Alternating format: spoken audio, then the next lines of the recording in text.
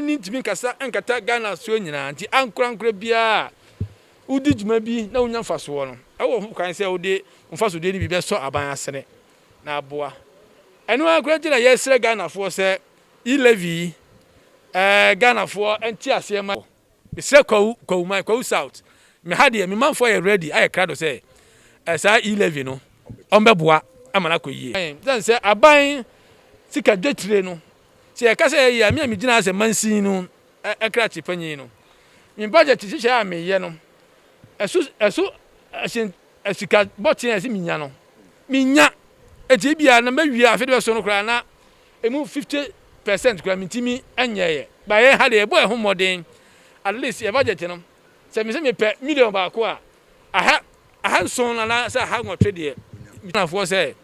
E LEVY ni de se ye pe impuntuo any development there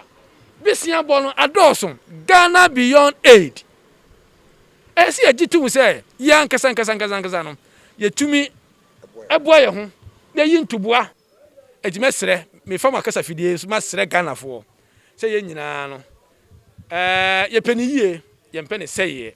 se ye pe ni yie dia na ye nyina nyintu ne ye mo aban no ne na diso de hu na ode aba no eye wiye nti ene free SHS se ya nhwe yie a eya de papa na nso na bedu abi na yenya rakade no enti company akese ne nkuma enu nyina no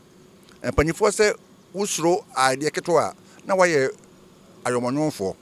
enti kakra bi obi abenya bia no won famwa esanse won som no eni nipa ti mesre company akese ne keto se nia edu sa napon na yi eduru ho edu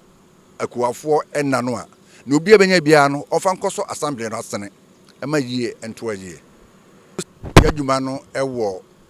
district enan eye Birim North, Kwawu West, Kwawu East, Kwawu South. Disa napon da yedre no company no eye company no fe ese yakoso assembly nan yi asene na enkwada omkobo ensra no won benya adokodokode eni ensuo an yede minerals no park no ohani dunum ensuo park no aduotwe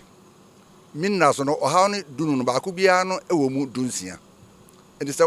wo ka abomu a enkwada apem ahanwotwe aduanan 1840 ena obenya sa minerals no ensuo no so no ba ko bia so ewo mu dunum eno so ka bomu a enkwada apem ahanu ena obenya sa anamo a yetu no ende edai ansane se minas commission ma krata no e won krata no mu a o mo frɛ no social responsibilities adwuma yes yede eboa enkura yen ekomu no enye sabe ya ne nko ena enye sukuu enko bibia de beboa enipa bia no ese yeye